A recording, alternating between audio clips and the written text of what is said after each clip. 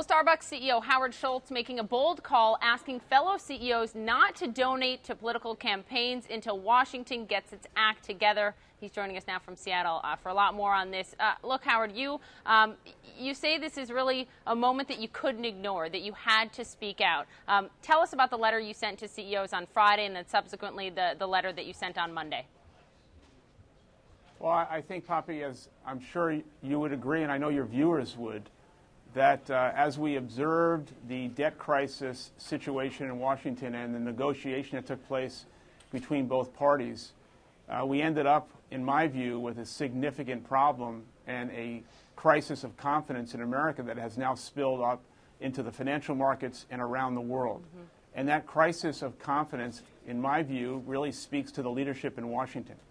When I began to kind of ask the question, what could we do, I uncovered the fact that almost $4 billion was spent in 2008 in the presidential election cycle among the president and Congress. $4 billion. And I just thought, given the ideology and the partisanship that all it seems that people are interested in is re-election, and that re-election is the lifeblood of it is fundraising. And I just thought, given the situation and the profound disappointment that we all feel, let's send a powerful message to Washington that we do no longer want to embrace the status quo and we want to see change.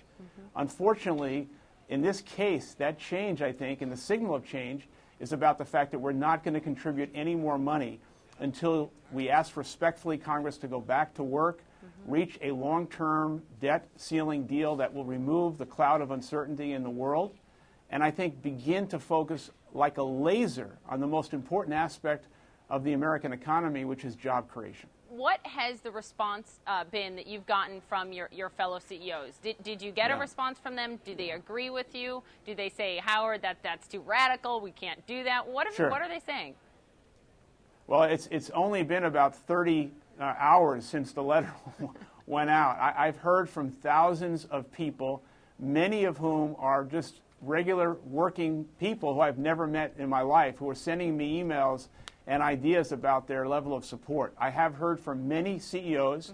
Most importantly, the initiative was endorsed by both the New York Stock Exchange and NASDAQ, which I think is a big, feather in the cap of this initiative, which demonstrates the bipartisanship and the need to send a signal to Washington. I suspect in the coming days, people who will be signing the pledge with me will be both Republican and Democrat CEOs who have had enough. But, you know, Howard, there are those that will watch this and say, look at these CEOs, the folks that have trillions of dollars on their balance sheets, some more cash than they've had in decades, and they're not hiring in a meaningful way. You've been outspoken on the issue of job creation. What do you have to say to that front? Should the CEOs that you wrote this letter to and that you're asking not to give money to Washington, should they turn around and use that money to hire?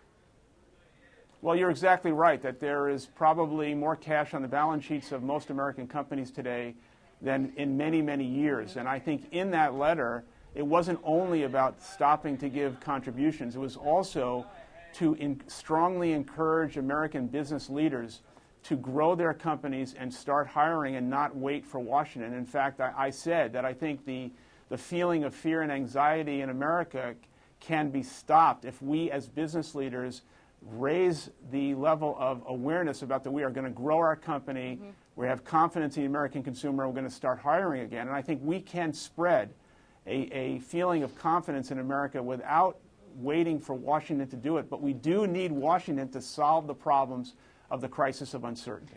Do you put some onus on executives, chief executives around this country to hire in a meaningful way, in a sustainable way? Is there, at this point in time with our economy in the situation it's in, is there some responsibility that they should be taking, even if they can operate their companies, which we know they can, profitably with many fewer people?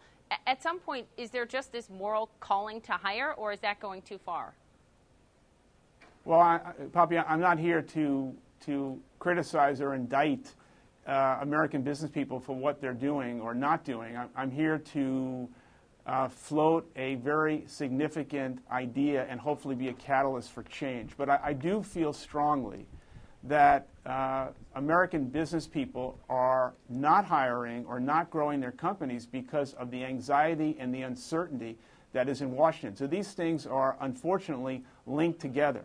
In the letter, I'm very clear in saying that Washington needs to get its act together, and American business people can't wait for them. And we need to jumpstart the economy, and we can.